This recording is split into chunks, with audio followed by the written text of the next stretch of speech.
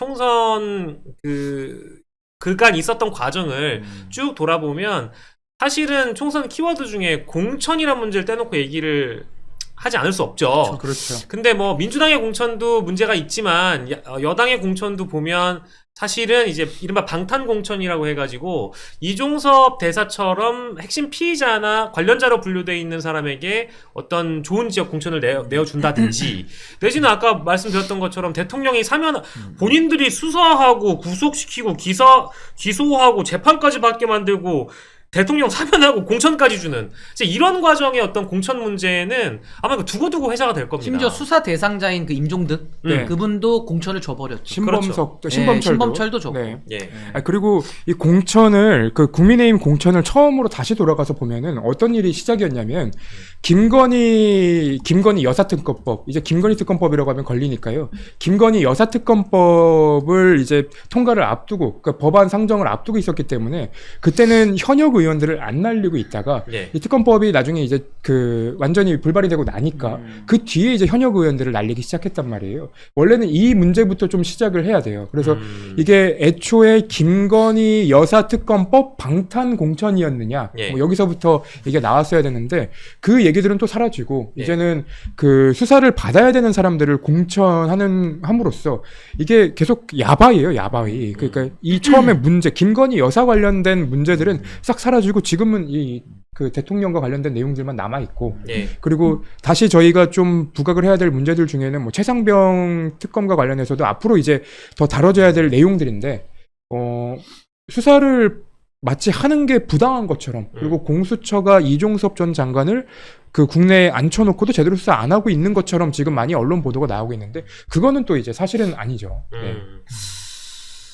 그래서 참 한 달 전의 일이지만 국민의힘은 조용한 공천이라고 얘기했고 민주당의 공천은 친명 횡재, 비명 횡사 이런 식으로 대대적으로 이제 보도가 됐었는데 그때는 이제 그 공천을 타겟으로 한 보도는 대부분 야당 중심이었어요. 그래서 실제 사람들 중에는 국민의힘이 공천 잘하고 있구나 이렇게 조용하네 잡음이 없네라고 생각했지만 막상 이제 그거에 대한 평가도 이번에 다 종합적으로 보는 거거든요. 어떤 공천 문제에 대해서 우리 신기 변호사는? 근데 저는 이제 민주당의 공천은 뭐 비명 횡사, 뭐 친명 횡재라고 볼 수도 있겠지만은 더 정확하게 말하면 팬덤 정치의 폐해가 그대로 드러난 공천이다. 그러니까 쉽게 말해서 뭐 거기 김어준 씨 방송에 가서 우르르 줄 서가지고 그분들한테 또 좌표가 소위 찍히면 우르르 가서 또 밀어주면서 그분들을 소위 말하면 이제 당내 기득권들을 좀 정리해 나가는 수단으로 쓴 거 아니냐. 그리고 일부 그렇게 결과가 나오기도 했기 때문에 아마 그런 부분에 대한 비판이니까 저는 뭐 넓게 보면 정당 민주주의가 잘 작동되지 않는 그런 시스템에 대한 전 비판을 민주당에는 가해야 될 것 같고요. 그러면서 이제 도덕성이나 이런 게 걸러지지 않은 이런 문제가 있다면은 국민의힘은요 아예 그런 시스템을 논할 필요가 없는 그냥 프리패스 공천인 거예요. 프리패스로. 어떻게 됐냐? 지난번에 국민의힘의 지금 21대 국회의원들에 대한 평가가 어떻습니까? 다 권력에 줄 서가지고 윤석열 끌어다가 대통령을 만들더니 그쵸. 집권 2년 동안 아무도 쓴소리 안 했어요. 솔직히 저처럼 배지도 없고 그냥 밖에서 떠들고 다니는 사람만큼도 문제 지적을 안 했어요. 본인들이 힘을 가지고도. 그분들이 저처럼 얘기를 많이 했으면요 이렇게까지 망가지지도 않았어요. 근데 그때는 더 관망하고 뒷짐지고 있다가 자신들 이익만 어디서 떨어지나 이익만 쫓아가고 기다리고 있던 사람들이 그게 이제 뭐 전당대회 때 김기현한테 줄 서고 연판장 돌리고 또 한 명 한 명 린치 가할 때 힘 있는 자에 붙어가지고 약한 사람들 찍어내고 했던 거 아닙니까? 방송국 찍어내고 했던 거 아닙니까? 근데 인제 와가지고는 그 사람들 그대로 22대 국회에 다 넣어줬어요. 그렇죠. 이게 무슨 공천입니까? 물론 뭐 김건희 특검법을 뭐 막으려고 했든 뭘 했든 그건 우리가 알 길은 없지만은 어찌됐든 들어간 사람이 그대로인 건 맞잖아요. 그렇죠. 거의 그대로 들어갔고 그러니까 잡음이 없죠. 누굴 잘라내야 잡음이 생기지. 아무도 안 잘라냈기 때문에 잡음은 애초에 있을 수가 없는 거예요. 거기다가 이제 본인들 말 잘 듣는 뭐 청와대 비서진들 또 일부 들어보내고 뭐 수사받는 사람들 들어오고 이게 다 아닙니까? 국민의힘의 공천에 대해서. 그렇죠. 그리고 국민의 미래는 뭐 공천 이상하게 해가지고 뭐 대통령 그 측근은 잘라내니까 민생특보로 오고 또 호남 사람 없다 그러니까 12번인가 13번인가 잘라내고 조배숙 후보 주고 이게 다예요. 근데 이걸 가지고 국민들 앞에 저희가 공직 후보자 추천 검증 잘했습니다. 여러분들을 위해서 일할 국민들의 대표자입니다. 말할 염치나 있습니까? 그렇죠. 그러니까 저는 민주당에 대한 비판도 저는 많이 하거든요. 그 비판 받아야 됩니다. 민주당도 갈 길이 멀어요. 그렇지만 국민의힘은 그걸 지적할 자격조차가 없는 수준의 거의 뭐 정당의 기능을 아예 상실해 버렸다. 그럴 거면 정당이 뭐 들어있습니까? 음. 일을 안 하는데. 그거에 대한 청구서가 이제 날라오고 있죠. 지금 그러니까 12시간 뒤에 날라오죠. 그렇죠. 날라오는데 네. 수도권 일부 지역의 공천 재배치나 특히 제일 심한 건 낙동강 벨트예요. 낙동강 벨트에서도 저는 이제 이런 희한한 공천 처음 봤는데 김해갑에서 김해을로 예지는 어디에서 어디로 이렇게 해가지고 공천을 재배치했잖아요. 그래서 중진 의원들의 명예로운 퇴진을 위한 길을 열어주고 총선에 출마할 자격을 부여하는 차원에서만 공천을 하는지는 모르겠는데 이게 사실은 바로 옆 동네 갑을이라고 하더라도 그냥 완전히 다른 동네예요. 그렇죠. 근데 그거를 거기다 공천시켜놓고 이기길 바라는 마음도 사실 사치에 가깝고 두 번째로는 거기에 이제 맞대응하는 민주당의 뭐 신진 후보들이나 아니면 그 지역구를 오래 닦았던 사람들에게 도전하는 형국이 되어버린단 말이야. 그러니까 서병수 시장 같은 경우가 이제 그런 케이스고, 또 누구냐? 저기 조경태 후보 같은 경우에는 그 원래 본인의 지역구에 이재성 후보라는 신이 등장하긴 했습니다만 낙동강 벨트 자체가 이제 그런 뭐라고 해야 되지? 돌림 공천 내지는 조혜진도 공천, 그렇죠. 조혜진. 조혜진도 그렇죠. 공천 재배치의 영향을 조경태 후보 같은 사람도 받고 이제 이거와는 거리가 멀지만 이 전체 지역이 다 영향을 받는 거예요. 저는 이제 이걸 무시할 수 없다고 봅니다. 그러니까 저는 이분들이 검사의 마인드가 아직도 있다라고 생각을 할 수밖에 없는 게 검사들은 수사할 때 자기 맘대로 되죠. 왜냐면은 강제적인 힘이 있으니까 가서 빼들어 오면은 그냥 빼들러 오는 거거든요. 그쵸, 사람 붙잡아 그쵸. 오면은 붙들려 오는 거 아닙니까? 근데 사람의 마음, 민주주의 국가에서 민심이라는 표심은 네. 압수수색이나 영장 쳐가지고 갖고 올 수가 없어요. 마음을 압수수색할 수가 없으니까요. 마음을 영장 청구할 수 있습니까? 마음을 못하죠. 수색할 수 있습니까? 마음을 압수할 수 있습니까? 없죠. 불가능하거든요. 근데 네. 이분들은 정치를 못 배웠기 때문에 그럼 정치를 하지 말지 차라리. 근데 정치를 못 배운 사람들이 갑자기 와가지고 검사식으로 정치를 하니까 네. 입 틀어막고 내보내고 뭐 이런 수밖에 없는 거예요. 파 가격이 올라가도 파를 875원에 만들어가지고 어떻게든 맞춰야 되고 뭐 수사합니까 지금? 수사도 그런 식으로 하면 안 되죠. 그렇죠. 있는 그대로 해야 되거든요. 네. 그러니까 정직하지도 않고 떳떳하지도 않고 그래서 저는 국민의 마음을 압수수색하려고 해도 압수수색되지 않는다. 네. 그러니까 이건 좀 착각해서 깨어나야 되는데 어떻게 깨어나느냐? 오늘 12시간 후에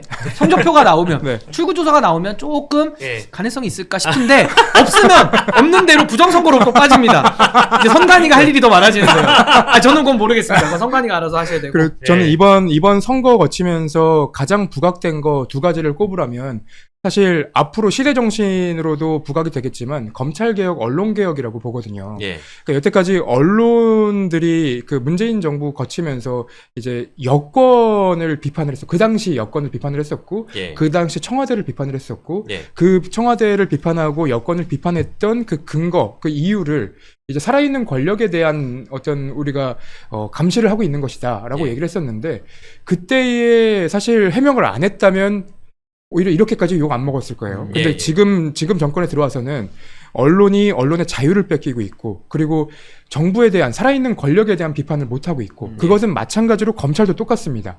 여태까지는 살아있는 권력 수사를 하는 것이 본인들의 어떤 존재의 이유였는데 살아있는 권력 수사를 못 하고 있잖아요. 예. 그러면 검찰은 무슨 수사를 하고 있느냐? 살아있는 권력을 비판하는 언론에 대한 수사를 하고 있고요. 살아있는 권력에 대한 비판을 하는 정치인들을 수사를 하고 있고요. 근데 그런 과정에서 지금 이번 선거에서 황상무 수석이 뭐 회칼 테러 얘기를 하고요. 예. 그리고 뭐 윤석열 대통령과 한동훈 비대위원장이 검찰 출신의 정치인이 왜 정치를 하면 안 되는가, 정치인으로 나서면 검사 출신들이 왜 나오면 안 되는가를 증명을 하고 있고요. 그러니까 언론인이 정치를 하면 안 되는 이유, 그리고 검사 출신이 정치를 하면 안 되는 이유들을 본인들이 증명을 하고 있어서 아마 이번 선거가 끝난 오늘 새벽부터 그리고 내일 이번 주말부터는 검찰 개혁, 언론 개혁 얘기가 정말로 커질 수밖에, 막 완전 눈덩이 굴러갈 수밖에 없는 그런 상황이 돼버렸어요. 예. 그러니까 윤석열 대통령도 참 어떻게 보면은 되게 좀 불행한 인생인 게 네. 본인이 검사 스타일로 정치를 지금까지 해오다 보니까 주변에 진실되게 조언하는 참모들도 이제 없어질 수밖에 없잖아요. 그렇죠. 뭐 좋은 네. 얘기 한두 번 하겠습니까? 하다가 안 들으면 이제 다 뭐 떠나든지 이제 멀어지고 옆에 간신배들만 남을 수밖에 없는 건데 지난번에 엑스포 때도 네. 뭐 따라 붙었다며요. 아니 따라 붙었다고 인식하고 네. 있잖아요. 네. 근데 까보니까 표를 개표해보니까 29표 그렇죠. 이렇게 되지 않았습니까? 그때 유일하게 맞춘 곳이 저희밖에 없었습니다. 아, 표를. 역시 정확하게. 예. 그러니까 네. 객관적으로 보면 그게 보이잖아요. 그러니까 그렇죠. 이번에도 저는 지금 뭐 총선 표심에 대해서도 뭐 좀 이따 말씀하시겠습니다만은 자질구레한 걸 볼 필요가 없어요. 큰 틀로 보면 됩니다. 큰 틀로 보고 큰 흐름으로 보면 지금은 정권에 대한 심판을 안 할 수가 없거든요. 그렇죠. 그러니까 보수로서 윤석열 대통령 탄생 당시에는 뭐 문재인 정권이나 이재명 대표에 대해서 반대되는 여론으로 윤석열 대통령 어쩔 수 없이 찍었던 분들도 예. 그렇죠. 이제 와서는 정권 심판을 할 수밖에 없는 상황을 스스로 만들었어요. 맞습니다. 그럼 정권 심판인데다가 지지층 관리도 못하고 아주 전통적인, 아주 본인들을 뭐랄까요, 그냥 어떤 일을 해도 지지해주는 사람들만을 위한 정책만을 했기 때문에 나머지 표는 다 날아갈 수밖에 없거든요. 그럼 총선에서 그분들 표만을 가지고 어떻게 이깁니까? 코어 지지층만 갖고 이길 수가 없는 거예요. 그렇죠. 그렇죠. 선거는 이제 확장하고 더 확장하는 사람이 이기는 거죠. 그렇죠. 중도의 마음을 얻고 무당의 마음을 얻어서 이게 우리 그냥 원래 늘 봤던 우리 뭐 무엇을 하더라도 나를 지지해주는 뭐 비판적 지지층을 넘어서 맹목적 지지층까지 맹신적인 지지층까지는 사실은 우리가 이미 확보하고 가는 거기 때문에 비판적 지지자라고 하더라도 당원들은 의리로 나를 찍어주니까 그렇다면 좀 더 나아가서 중도 확정을 어떻게 하느냐에 대한 문제가 있는데 정부 여당은 아주 뭐랄까 이번 선거는 역사에 남겠지만 중도 확장 전략을 그냥 다 버렸죠. 오히려 아니, 끝까지. 지지층을 뽀개버렸으니까. 그러니까 끝까지 안 하고 그래서 끝까지 안 했지. 저는 제가 큰 틀 아까도 말씀드리는데 이번 총선 결과요. 뭐 제가 못 맞출 수도 있지만은 저는 큰 틀에서 큰 벌써 그림을 깝니까? 아니 저는 큰 그림을 보기 때문에 네. 아니 저는 법약권 200석을 전 해야 된다고 봐요. 그걸 해야 되는 건 제가 이제 희망이나 당이지만 저는 가능성적으로도 훨씬 많다고 봅니다. 왜냐하면 대선을 48점 몇 %로 0.7로 겨우 이겼어요. 네. 근데 그때 겨우 이길 때는 양대 결집 선거고 모두가 다 나왔기 때문에 그 표가 맥스치거든요. 네. 최대치입니다. 근데 그 최대치가 48%다 대선에서 나온 건데 윤석열 대통령은요. 자기 지지층 그 48% 안에 들어오는 사람들에 대해서도 다 슬라이스로 다 잘라냈거든요. 네. 그 첫 번째 잘라낸 게 이준석, 개혁보수. 그리고 뭐 유승민, 네. 안철수, 나경원. 뭐 그 이후에도 많은 보수 지지층들을 실망시키면서 말 그대로 탄핵 때 지지받았던 보수, 그 24%. 딱 그것만 보고 간 거예요. 그럼 나머지 48%에서 24% 빼면 24%가 도망간 거 아니겠습니까? 그렇죠. 근데 물론 그 24% 안에는 난 죽어도 민주당 못 찍겠다는 사람이 있으니까 그분들 투표로 안 나오겠죠. 그러면 반대로 여쭤보면 민주당을 대선 때 지지했던 분들 중에 단 한 명이라도 윤석열 대통령 찍을 사람이 있을까요? 없죠. 단 한 사람도 없습니다. 제가 단언컨대. 그럼 나머지 이제 중도 싸움이거든요. 네. 중도도 제가 늘 봤을 때 대통령에 대한 부정평가가 늘 60%예요. 중도만 놓고 보면. 찬성보다 반대가 3배 이상 높았습니다. 그건 일관된 지표입니다. 어느 여론조사 까봐도. 그러면은 중도들이 똑같이 모수가 나온다고 봤을 때 네. 1대 3이에요. 그러니까 4명이 투표하면 1명은 윤석열 대통령 지지, 중도 중에. 나머지 3명은 다 부정. 뭐 안 나오든지 부정하든지. 그럼 도대체 이 소선거구제 하에서 어떻게 이긴다는 겁니까? 그럼 중대선거구제를 하라 그랬잖아요. 네. 아, 하라 해도 안 해. 그럼 도대체 어디서 이깁니까? 네. 그러니까 제 머리로는 예. 큰 틀, 큰 숲을 보면 저는 이번 총선판은 이미 나온 거고 예. 국민의힘이 이길 계산이 없으니까 저는 엄경영 소장님 같은 분 뭐 170석 얘기하는데 그 70석을 잘못 얘기하신 거 아닌가 싶을 정도로 예. 표를 어디서 갖고 오냐는 거예요. 예, 제가 뭐 이제 네. 감히 어떤 주체를 찍어가지고 말씀은 안 드리겠지만 내거시에 나오셔가지고 지금 현재 국민의힘 과반을 얘기하시는 분들은 죄송한데요. 제가 손석희라는 말은 똑같습니다.